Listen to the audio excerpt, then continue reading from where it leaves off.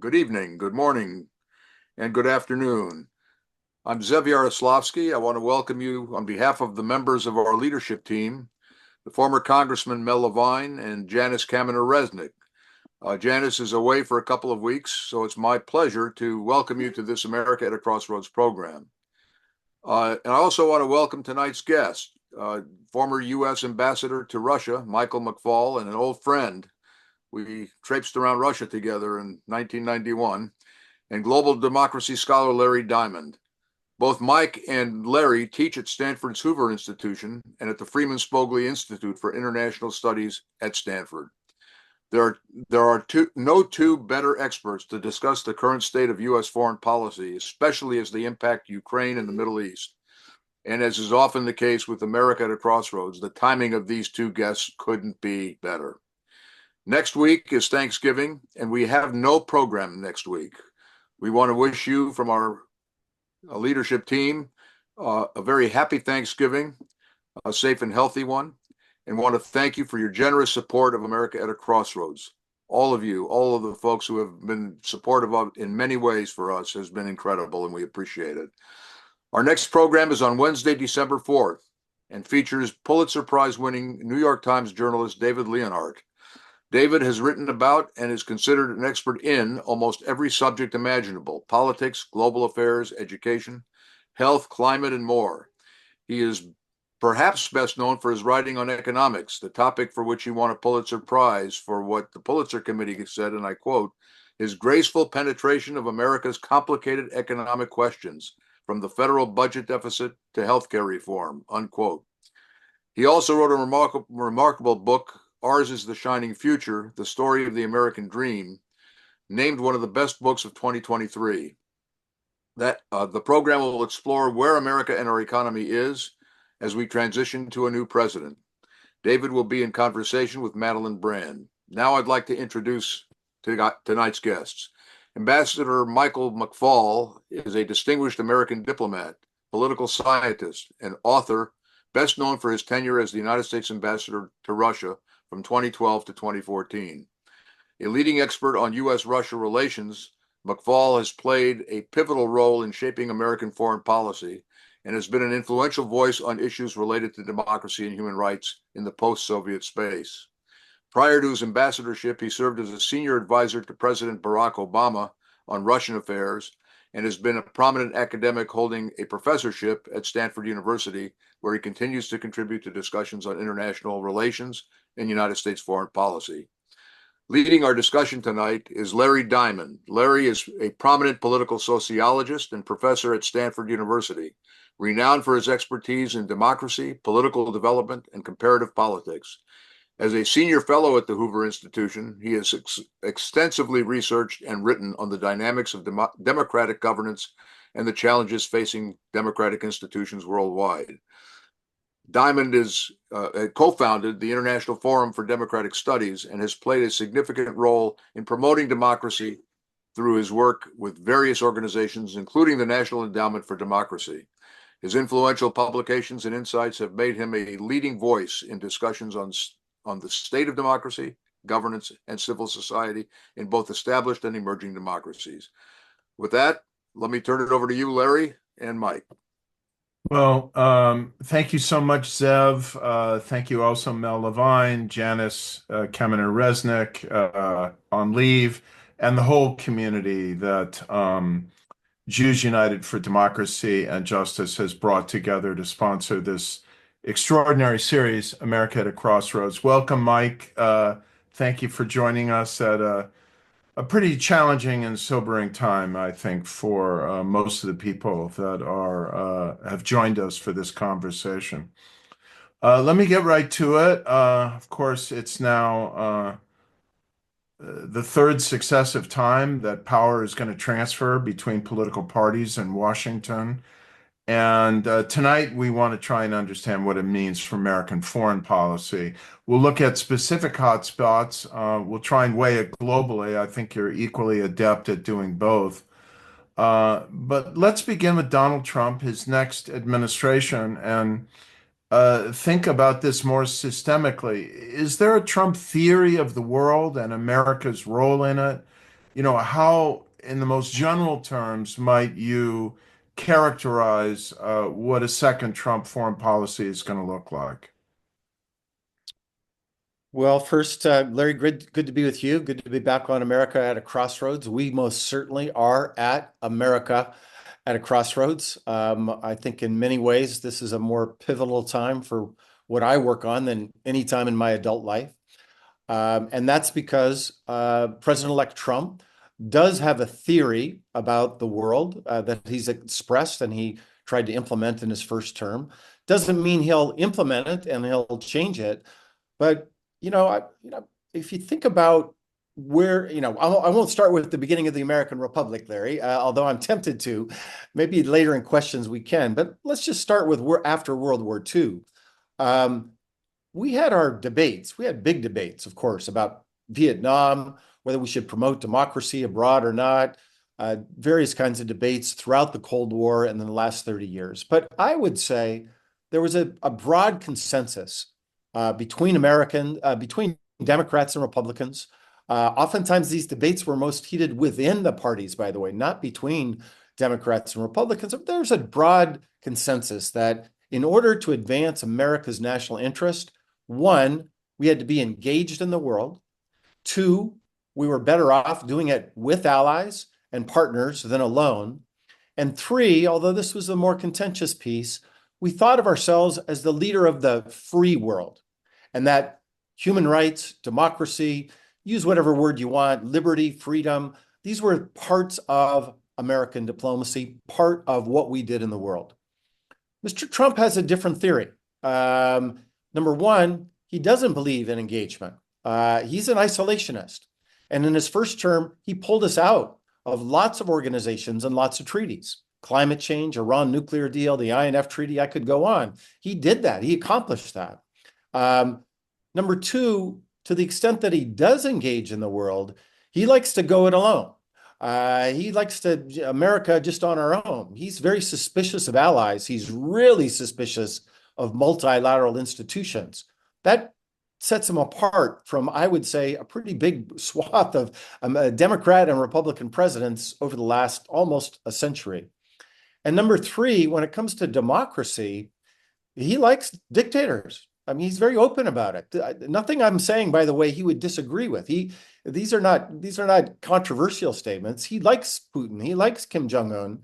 And I was just looking over the last term, his first 4 years, I couldn't find a meeting, Larry. Maybe I'm missing one, so I want to be careful here.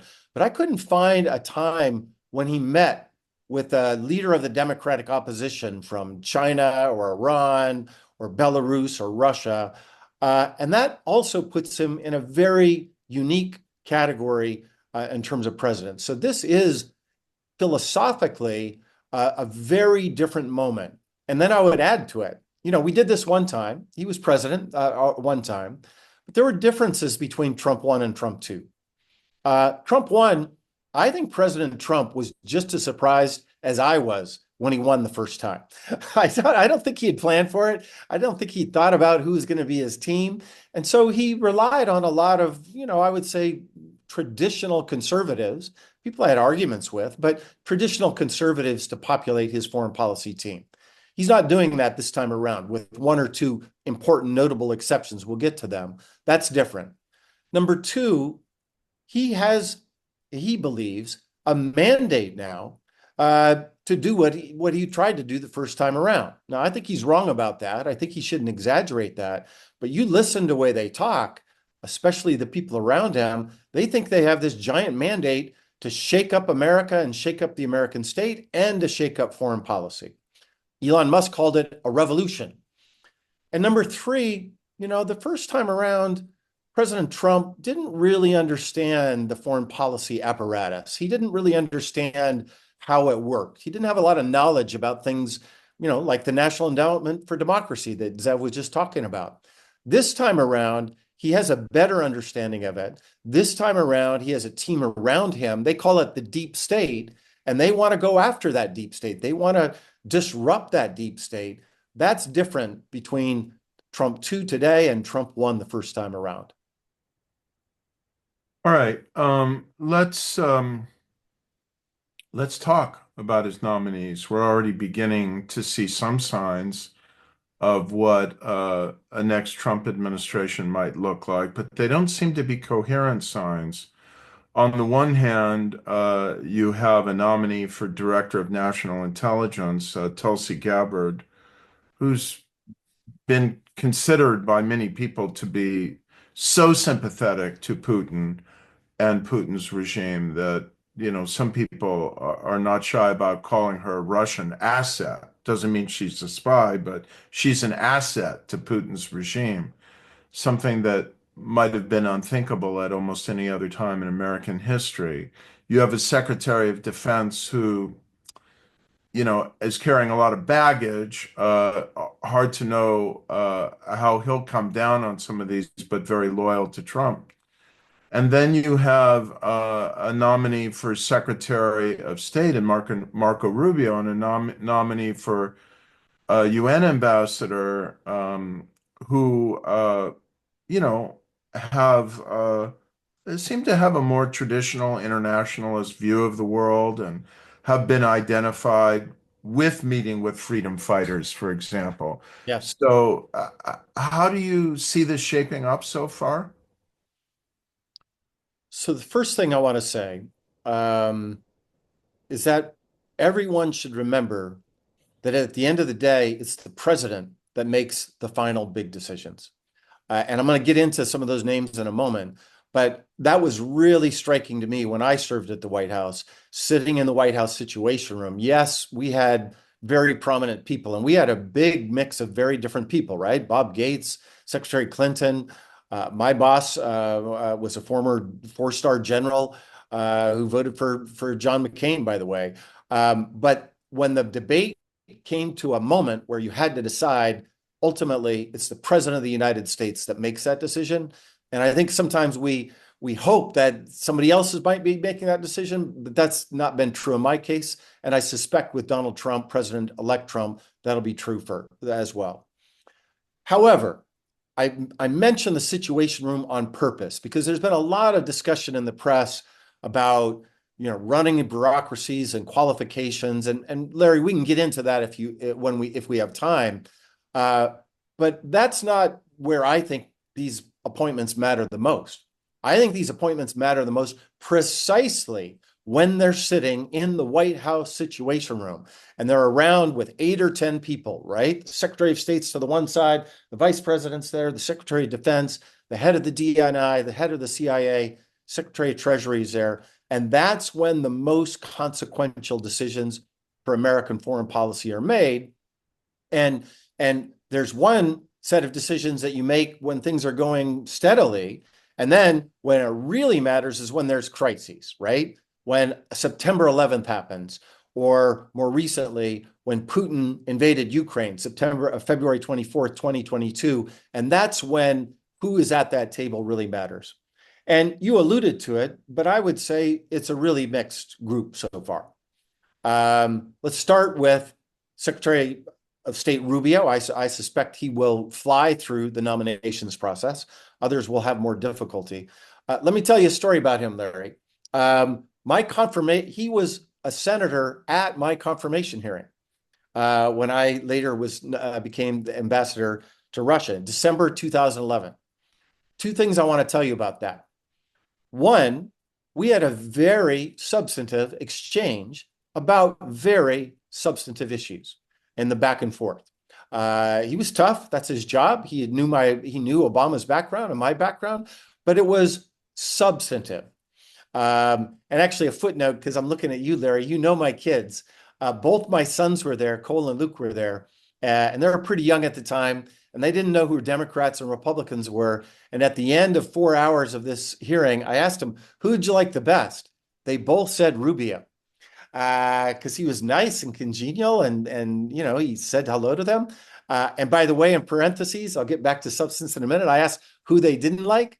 Senator Menendez was their least popular senator on that, just because he was a prickly guy. But that's the first thing I wanted to say about that hearing. The other thing I wanted to say about that hearing took place in 2011. Senator Rubio has been at this for a long, long time. And we can debate his particular positions on this or that, but he really knows foreign policy. Mike Waltz, who I do not know that well, I want to be clear, I don't know him personally, but I've looked at his background. I know people that know him. I put him in the same category. He has a long, service to our country first as a military person in Congress. He has been very active, especially on Ukraine. I don't know his positions, but I look at him as somebody who's qualified. But then we get down deeper into your list, Pete Hegseth. Compare what I just said about Rubio to him. He has no experience in terms of policy making. I respect his service to our country. I do. I thank anybody who's done that. He seems like a real warrior for wounded warriors, and I think he could have made a great appointment for Veterans Affairs. But I don't look at his background and see a lot of judgment and depth, and that worries me. That worries me a lot. And then with Tulsi Gabbard, I have a slightly nuanced, different view of this with some caveats. There's good news, bad news here. The good news is that the head of DNI, Director of National Intelligence, that is not a policy-making job in our government. I just hosted our current DNI just a few weeks ago with our students at Stanford, Avril Haines, and she made that point to our students. Intelligence they're not supposed to be making policy, they're supposed to be informing policy. And so she has some pretty, I'll just say diplomatically, views on policy that are different from mine. And has engaged with people, including, dictators in Syria that, in my mind, do not show good judgment about policy. That's the bad news. The good news is that she shouldn't be part of that, and I hope she's not a part of that. Okay. Mike, you froze for a minute there. So you want to finish your thought? You said that the intel officers, presumably you meant not only the head of DNI, but also the head of CIA, they're policy informers. They synthesize the analysis. They don't make policy.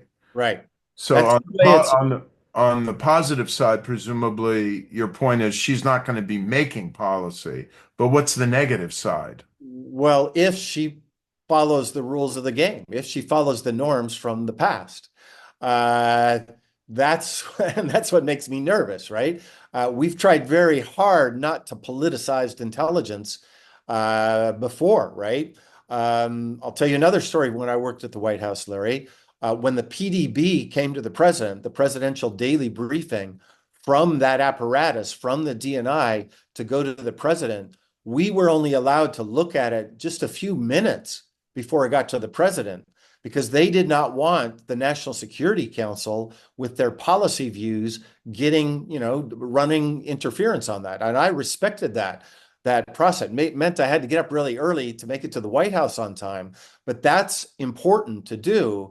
And I just hope that's, if she's confirmed and if the head of the CIA is confirmed, that they will respect those traditions, because those aren't just traditions that are nice to have. Those are traditions that are vital to defend our national security. If we start politicizing intelligence, we're in big trouble. Okay, let's pivot now to the crisis areas, and of course, the most urgent one is Ukraine. So, what do you see the next Trump team, and of course, President Trump himself, doing to or with regard to Ukraine? What is the possibility that he might actually be able to negotiate an end to the war on terms that won't further endanger Ukraine very imminently? What is the possibility of a worse outcome? How do you read this? Well, it's complicated, obviously, and we'll have to wait till after January 20th to know exactly what President-elect Trump has planned. He said he was going to end the war in 24 hours. He even pledged he was going to do it before inauguration. Obviously, that's not going to happen.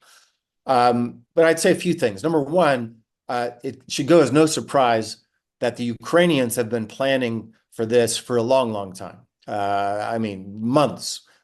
All countries in the world have been planning for plan B, and now we're in plan B. So they have a strategy that they're running. They've been reaching out to Republicans for a long time, for months. Number two, Zelensky in his first phone call to President-elect Trump tried to emphasize how they're the same, right? They're both TV personalities that came out from outsiders to shake things up. And he's going to try to play to those sensibilities with President Trump. Number three, they are very clearly signaling that they're ready for negotiations. They're not saying they're going to resist negotiations. Everybody in Ukraine, I talk to Ukrainians literally every day, including today, or correspond with them in Kiev. They're exhausted with war. Of course, they want the end of the war too. And there is a group in Ukraine that's optimistic that maybe Trump could mix things up and leverage his personal relationship with Putin to make that happen. Their concern, however, is that he'll just capitulate entirely, that he'll just say, Mr. Putin, what do you want? Oh, you want the territory you have? That seems reasonable. You already have it. Oh, you don't want Ukraine into NATO? Okay, that seems reasonable to me too. And then the very worst case scenario, Larry, is that they hear people around Trump. Trump's been a little more cautious, but there are people around Trump that say we're going to cut assistance to Ukraine as a way to force Zelensky to negotiate. That is the kiss of death. Because if Putin hears that, he's going to do what anybody, not even dictators, any person in wartime. I've been looking for other cases, historical cases. At the moment when your adversary is becoming weaker and you are gaining territory on the battlefield, and the Russians are tragically gaining territory, small, but they are in offensive right now. It would be irrational for Putin to say, okay, I'm going to stop because of a phone call with President Trump. And so I hope that President-elect Trump and people around him will understand that it is a necessary condition to continue to provide assistance to help, create a stalemate on the battlefield that then would create permissive conditions for negotiation. Because if they don't get that right, then the worst case is that Putin marches all the way to Kiev. And I hope that they understand that would be a disaster for Ukraine, but also a disaster for President Trump. I mean, with Xi Jinping and Vladimir Putin marching in a victory party, and down across Red Square, that's going to be good for President Trump. That sounds a little bit like what happened to the Biden administration with the Taliban. Only this is now emboldening the person that they claim they're worried about, Xi Jinping. So I hope that they'll understand that would be a disaster, not just for Zelensky, but for President Trump himself. Very good. That you are thinking about how bad it could be. But let me just ask what the Biden administration is doing in the last 60 days of its time in power. Are they capable of surging enough weapons and enough financial support to buy weapons and enough relaxation of the restrictions we have put on their use of weapons so that Ukraine will have more time than they might have thought they had to hold off Putin? What difference can the next 2 months make? Well, the first thing, I wish they would have done all those things you just described 2 years ago. I actually think there could have been, when the Ukrainians were on the march, had they done all those things, the terms of the peace could have been a lot different. But we'll let the historians debate that another day. I applaud the president's decision to take off the constraints on these long-range missile systems. They're called ATACMS.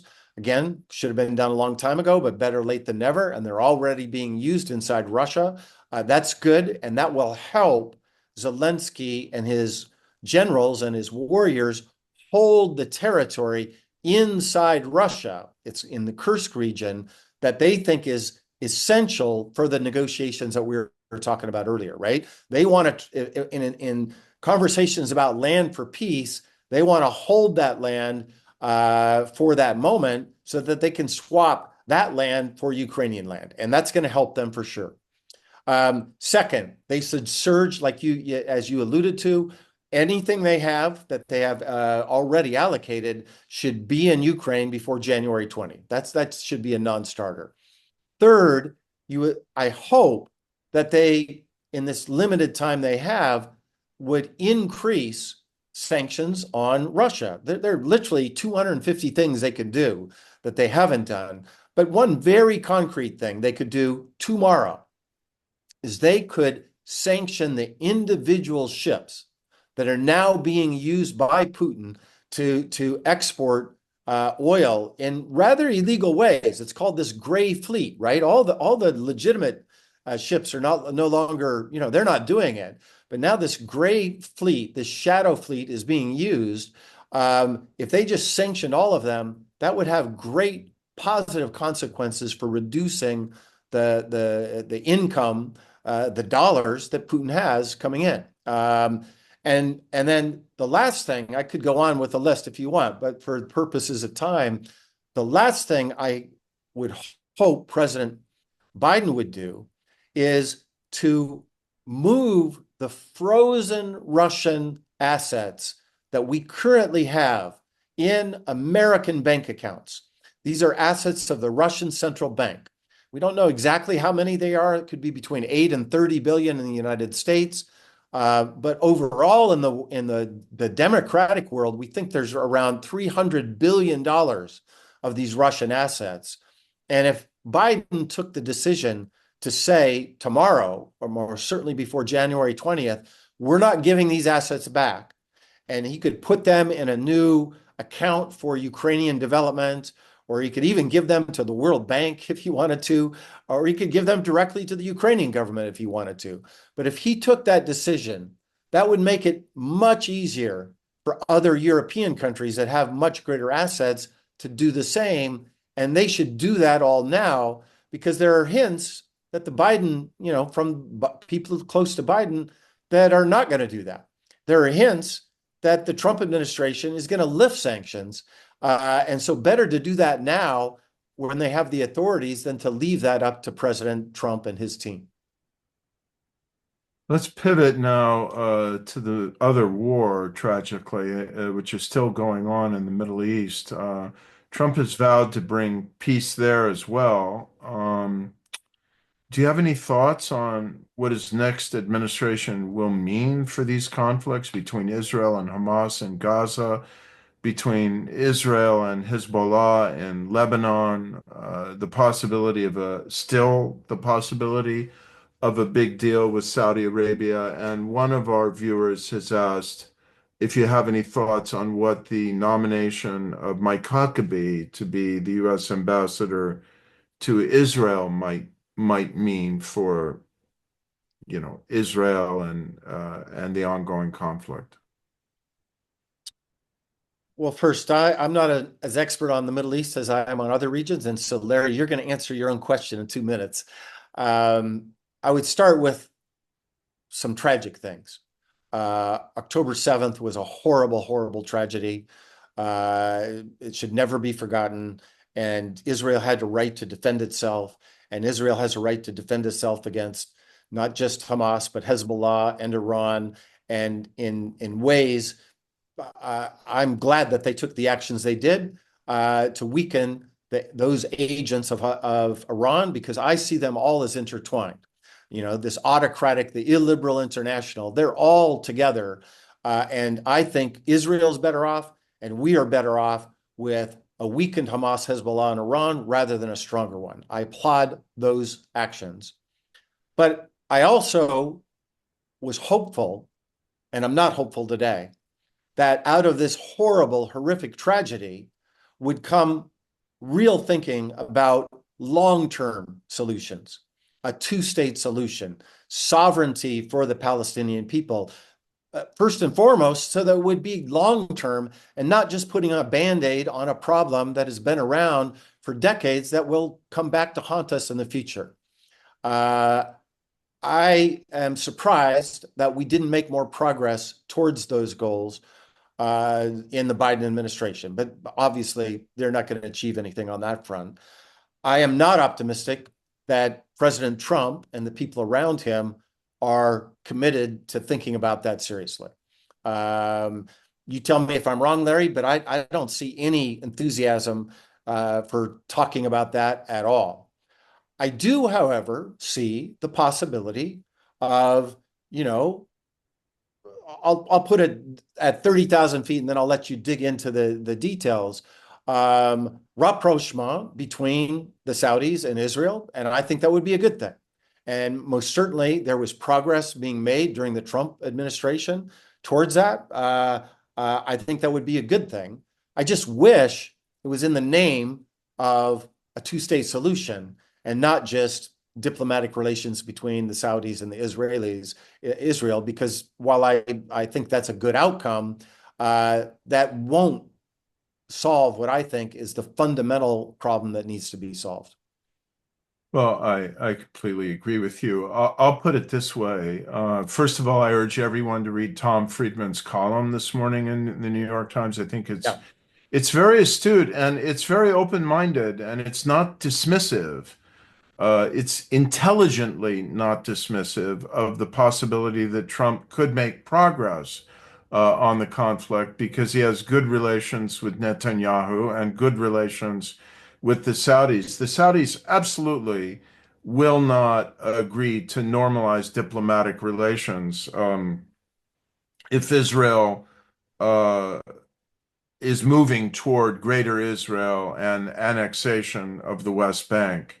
That will just put the deal off the table. And I think annexation, which some extremists in Israel are increasingly starting to talk about openly, could put the existing diplomatic relations and the whole structure of the Abraham Accords in a state of severe crisis, because they would have profound problems with their own people if that should happen.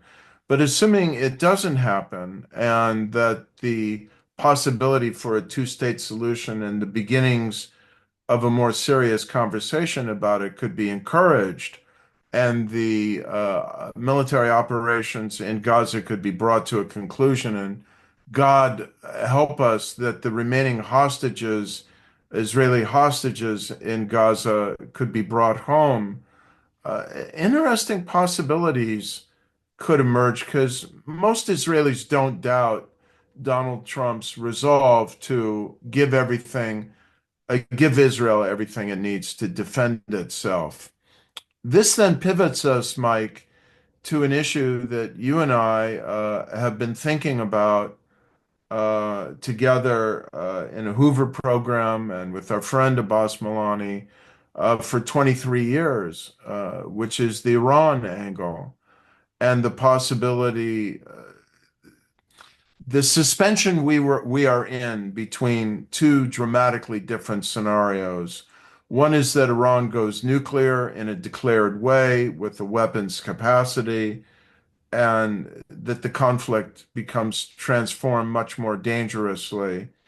And the other is that a strategy is unfolded with some combination of sanctions and possibly military pressure that puts the very existence of a regime that is hated among its people on the defensive.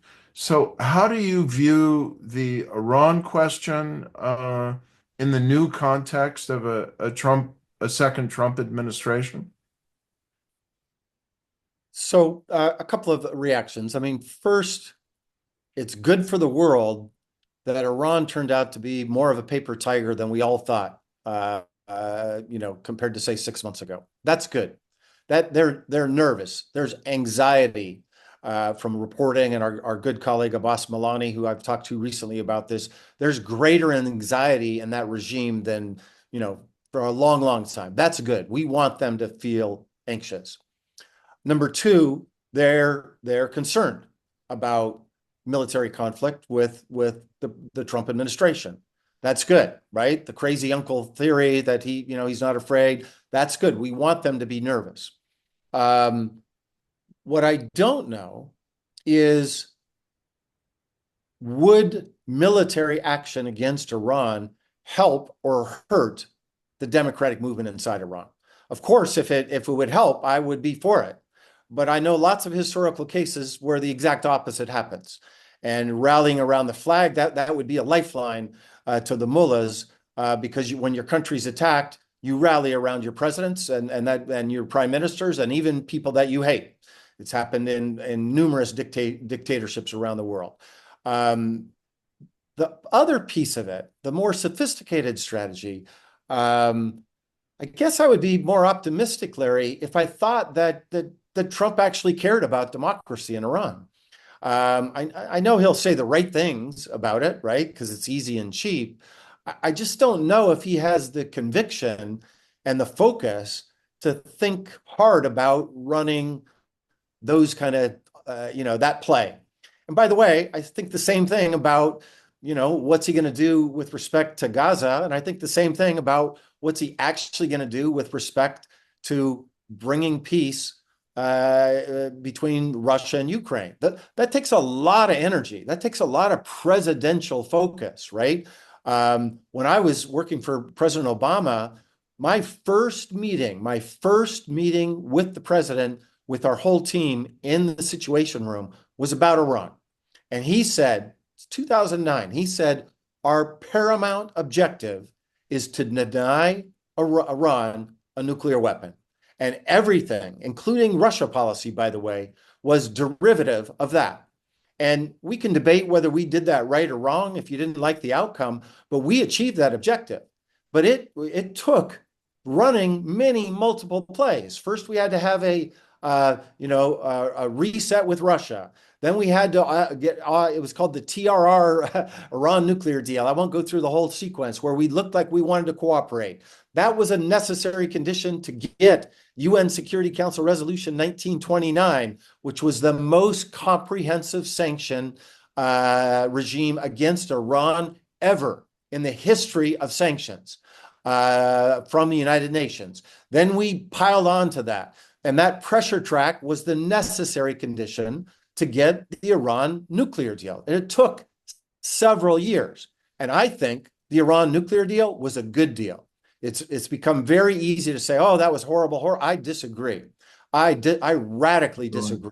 We would be much better off today had we kept to that deal than not. But it took us years and years to get to that point, of many movements on the table, including when I was ambassador in Russia. And I had to go to Russian banks and say, if you continue to allow Iranians to use your banks here, we're going to shut you out of Wall Street. And I just don't know if President Trump has the wherewithal and vision to run those multiple plays. I hope he does. I'm just not sure he does. I'm worried that he's too focused on, vengeance here at home and not doing these grandiose strategies abroad. Great. Well, let's pivot to our audience now, because it's a really informed and perceptive couple of thousand people we have online here and more. And they're asking... Wow, 2.5 thousand. I just looked at the number. Thank you all for being here. And they're asking many of the questions that were on my mind. So let's bridge, if we can, the existing conflict in the former Soviet Union between Russia's war on Ukraine, is the way I preferred to characterize it, and the war we fear could break out in the next 4 years in East Asia, with a possible Chinese attack of some kind on Taiwan. And Stuart asks, essentially, what's the link between these? If the Ukraine outcome seems to be a victory for Putin, what does your experience in foreign affairs tell you about how the Beijing leadership might absorb that and whether it will make it more likely that they will calculate that they could blockade Taiwan and bring it to its knees, or launch a full-scale amphibious assault with the goal of swallowing Taiwan as Putin has sought to swallow Ukraine. So that's a great question. And I want to be modest about what I know about Xi Jinping thinking, but I am writing a book about this very thing and the relationship between the two right now. And I would say a couple of things, both about this contemporary, but Larry, you asked about earlier periods in history. If we look weak, the United States looks like we're weak and pulling back. That doesn't just embolden Putin, that emboldens Xi Jinping, and by the way, a whole host of other bad actors around the world. If Trump decides to just give everything to Putin that he wants, and we get nothing in return, and for on behalf of the Ukrainians, right? If he allows Putin to have a veto over whether or not we allow Ukraine into NATO or not, think of how weak a signal that looks to the rest of the world. That looks like appeasement, capitulation, drawing back, and I think that emboldens Xi Jinping. Moreover, President-elect Trump and Trump before then has said some kind of things that would make you doubt that he's committed to deterrence in Taiwan. He talks about Taiwan as stealing our technology. He talks about everything in these very transactional ways. And if we are tested in Ukraine and we just pull back, that sends a very negative signal, I think, to the people of Taiwan and a positive signal to Xi Jinping. And then, Larry, something that happens, and we know this in other historical cases, I'm thinking about the 1930s in particular. Then, when you don't think that America's there, you have to go to your own plan Bs. And you have to start thinking about, well, maybe we need to cut a deal with the CCP because we can't rely on the Americans, right? And so that debate then starts within Taiwan. About, well, we got to hedge our bets here because we can't rely on the Americans. And they begin to do, some things that I think would be bad for their interests and bad for our interests. In Europe today, for instance, I was just in Europe last month. There is a real debate going on right now in capitals in countries that are close to Russia saying, hey, we can't rely on the Americans. We better just start putting together our own alliance, right? Poland, the Baltic states, Sweden, Finland, because we're going to be on our own. I think that's a really imprudent move. I don't think that's good for them and good for us, but that you got to start running those kinds of plays. And so I just hope that somebody like Marco Rubio will see those connections. And I want to also be crystal clear. Who is Xi Jinping's closest partner? I won't use the word ally. But who's his closest partner in the world? Vladimir Putin. They are comrades. They talk about a relationship without limits. So if we are emboldening Xi Jinping's closest ally or partner, that is a bad signal. And Larry, you and I were in Taiwan. You've been there subsequently after I was there, but we were there a couple of years ago. And I was struck by all the Ukrainian masks I saw, and the folks that clearly in Taiwan understand this relationship. They understand that a defeat of a democratic Ukraine is bad for their interests. I hope that people like Secretary of State Rubio, when he's in that job, understand these connections as well. He will understand it. I'm very confident of it. The question is what he will have the scope to do about it. Yes, I will say the new president of Taiwan, as of January of this year, William Lai, has made very clear that for Taiwan, they regard the future of Ukraine as existentially linked to their own future and their own security. We've got North Korean troops now thrown into the mix, Mike. Yes. And, if Kim Jong-un feels they've had some success too, or there's some new version of the bromance between Trump and Kim Jong-un, The question next is what it means for South Korea. And I'll put it this way, and then we'll come back to the countries geographically close to Russia. If you're Japan, if you're South Korea, and you're looking at a possible fraying and dismissive attitude toward these long-standing alliances with the U.S., should they be thinking, do you think they will start thinking about developing their own nuclear weapons? Well, they've been definitely thinking about their plan Bs too. And Larry, you and I were in Korea together over the summer, and then I went on to Japan. So I talked with senior security officials about exactly these kinds of contingencies. Of course, they don't want to do that. They want to strengthen their alliances with us. And I really applaud the Biden administration as I think about their report cards. I think history will give them very strong marks for what they've done to build up our alliances and to expand them in terms of what we've done in Asia. I think that's their best achievements, and I hope that that will last. But if we do pull back, or if Trump starts saying, charging billions of dollars for our security guarantees to these countries and our presence there, of course you're going to see conversations about the necessity of nuclear weapons. And it's a miracle how few countries we have in the world today with nuclear weapons. An incredible achievement. People rarely write things about things that don't happen. Non-wars, non-revolutions. This is a non-event that has been fantastically successful, and we should not squander it. I just hope that the new administration will understand why building up our mutual deterrence vis-a-vis China and strengthening deterrence is the best way to prevent a war over Taiwan, let alone something happening on the Korean Peninsula. But they're nervous. They're nervous because at a time when there's uncertainty in our bilateral relationship, there's a strengthening of the relationship between North Korea and Russia. Remember, Larry, you and I were in Seoul when Putin showed up to North Korea, to Pyongyang, for the first time in 2 decades. He hadn't been there forever. And he signed a big, much deeper military agreement with North Korea.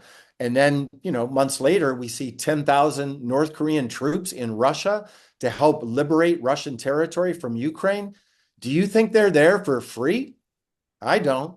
I worry a lot that in return, we're going to begin to, intelligence reporting is going to leak about enhancements of their ballistic missile capabilities to threaten South Korea. There's no way that he's just doing that out of the goodness of his heart for Vladimir Putin. And so this is not a time for us to be questioning our relationship with South Korea. This is a time for us to deepen it. I think a lot, judging by what I'm seeing in the Q&A, a lot of people feel it's not a time to be questioning our membership in and commitment to NATO, but that question hangs in the air in a second Trump term, particularly when you read the accounts of the first Trump administration and the ambition Trump seemed to have to take the United States out of NATO. So we've got to come back to this theater, Mike, and I'll pose the following questions.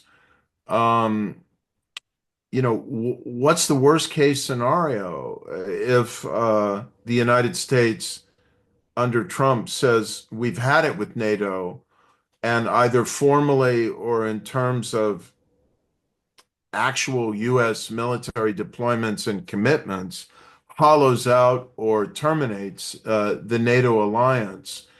What is the capacity of Europe and the countries you mentioned to reconstruct an alliance without the United States that would deter Putin? And what is the future for the Baltic states, for Poland, for the frontline states in NATO, if the U.S. signals either a full withdrawal from NATO or a certain degree of apathy and infidelity to the core provision that an attack on one is an attack on all? So, Larry, you keep asking harder and harder questions, but these are the times we live in. Well, the first thing I want to say before I get to thinking about worst case scenarios is I want to remind everybody on this call that Trump won the election. He has a mandate. He has his ideas, but we are not a monarchy. We are not a dictatorship. And on a debate about this question, I hope there'll be a furious and fertile and comprehensive effort to stop such a disastrous idea.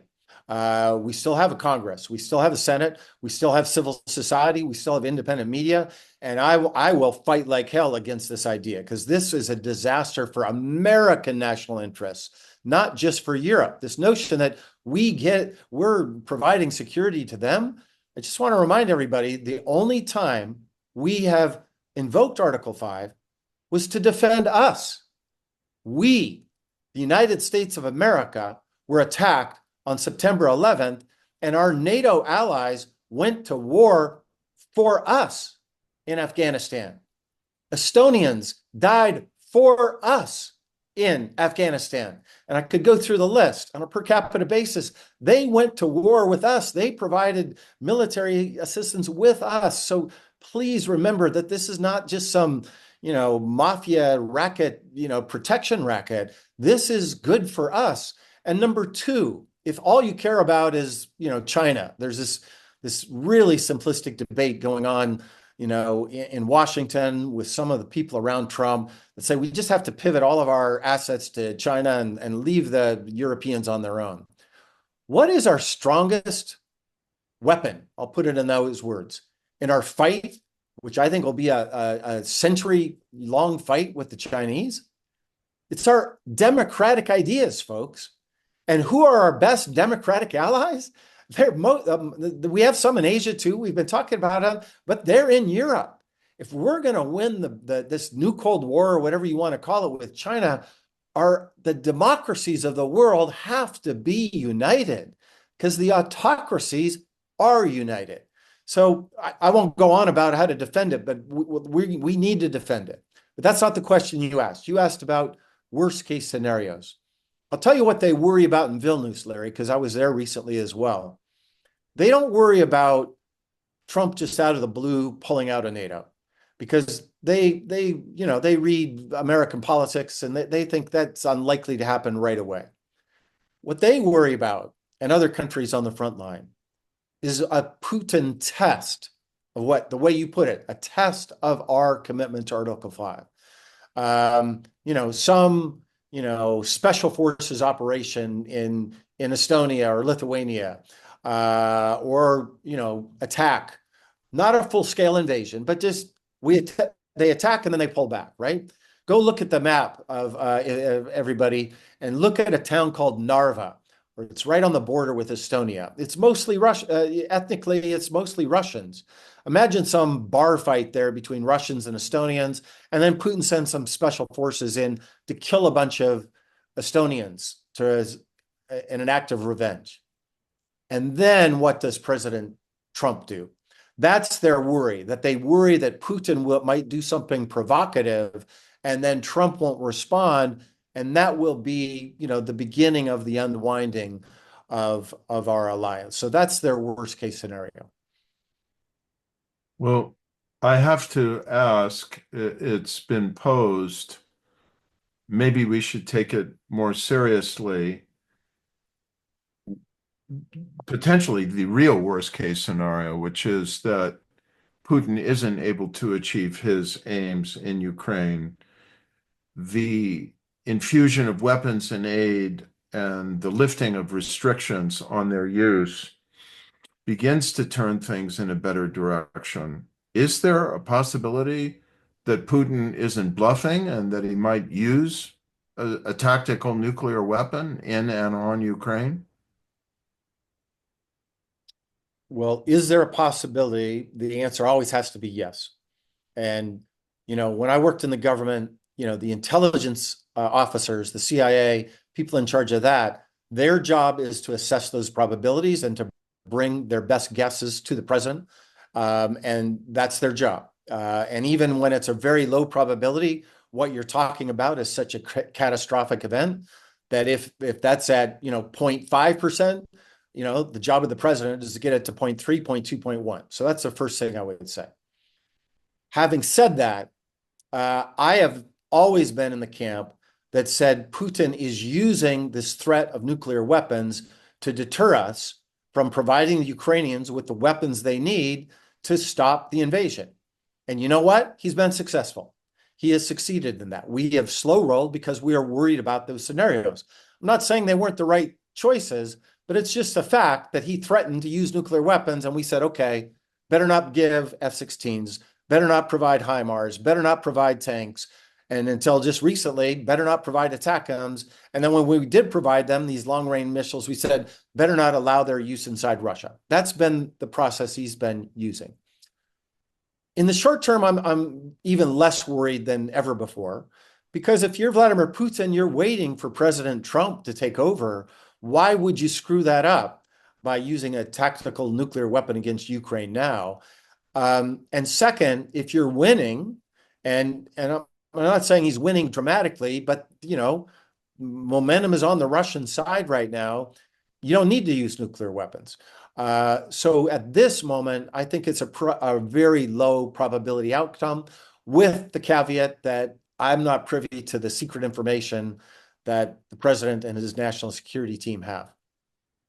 Mike, in conclusion, I'm going to pivot to an issue that is dear to both of our hearts, which you've already made reference to, which is the link between the quality and vigor and integrity of our own democracy and our standing and soft power in the world and our ability to shape a better world. Could you reflect on what you think is at stake now in that regard and how it will affect our ability to shape a better, more peaceful, and hopefully freer world? Well, in the short term, I'm not optimistic, Larry. Small D Democrats around the world, right? Whether we're talking about prime ministers and presidents in democratic countries, or whether we're talking about opposition leaders, fighting autocracies either inside or in exile, they all want America to continue to be the leader of the free world. They understand that if we retreat, they're all worse off. Everywhere I go, I've heard that for decades, but especially recently. And those people are dismayed right now. They're thankful that we had a peaceful election and we didn't have riots and we didn't have a replay of January 6th. That's the good news. They were worried about that. But they're very anxious. I just want to be blunt. They're very anxious about President-elect Trump because he showed no proclivities in the past to caring about these issues. Not that much at home, by the way, but most certainly not to the struggle to lead the free world. He sent love letters to Kim Jong-un. That doesn't inspire those fighting against that regime. He's never said a negative word about Vladimir Putin. That makes the Yulia Navalny's and the Svetlana Tikhanovskaya's of the world, those living in exile fighting against those dictators, very nervous. And third, they worry that because we are so polarized at home, and we are polarized at home, and there wasn't a massive, this is not Ronald Reagan in 1984. He does not have a giant mandate, that we're going to be so consumed fighting at home that we're not going to be focused on this bigger thing. And then the last thing that I've heard time and time again, I had friends say to me, Mike, 2016, we thought that was a fluke and he was part of a populist movement everywhere. But now we worry that this is who you guys are. And by the way, a lot of Americans are saying that. This is who we are. And I don't know how to respond to that systematically. I need more time. But I want other Americans and people around the world on this call to know that's not who I am. And I'm an American too. And just because he won the presidency doesn't mean that I'm not going to be in the fight for democracy at home with millions and millions of other Americans, by the way, and in the fight abroad. And I don't know if this is an inflection point, and historians will look back at this election as the time when we went back to our isolationist roots from the 30s and the 19th and 18th century. A lot of people are talking in those terms already. I don't know. Maybe that's true or not, but I'm going to fight against it because that's not a Hobbesian world that I want to go back to. Larry, when I teach I teach a course on American foreign policy, and I always start it with a video of 1,000 years of history in Europe, where I just show how millions of people died when America wasn't present and when we weren't engaged in the world. I don't want to go back to that world. And if you don't want to go back either, keep in the fight. Not you personally, Larry. I know you're in the fight. I meant that to everybody else listening here as a way to end our conversation. I think there are still over 2,000 listeners on this Zoom and probably friends and family members watching with them who agree that's not who we are, that's not who they are, it's not who the United States needs to be or is doomed to be as a result of an election in which many people voted on, I'm sure, entirely different issues. And it's just a reminder that the future of our democracy is up to us as citizens. And part of that is being thoughtful and informed. And that is why this series, America at the Crossroads, is so vital, never more so than at this minute. Thank you, Mike, for your insights. Ambassador, Professor Michael McFaul. Thank you to our community of America at the Crossroads, and to Zev, to Mel, to Janice, and to everyone who's made this possible. A reminder, there will not be a program next week. We wish you a happy and wonderful Thanksgiving. And we will convene again on December 4th at 5 p.m. with the extraordinary prize-winning journalist David Leonhardt in conversation with Madeline Brand on the very important topic of trying to understand how the Democrats lost the working class. Thank you all for joining us. Have a wonderful holiday week. Bye-bye. Bye-bye. Thank you. Bye-bye.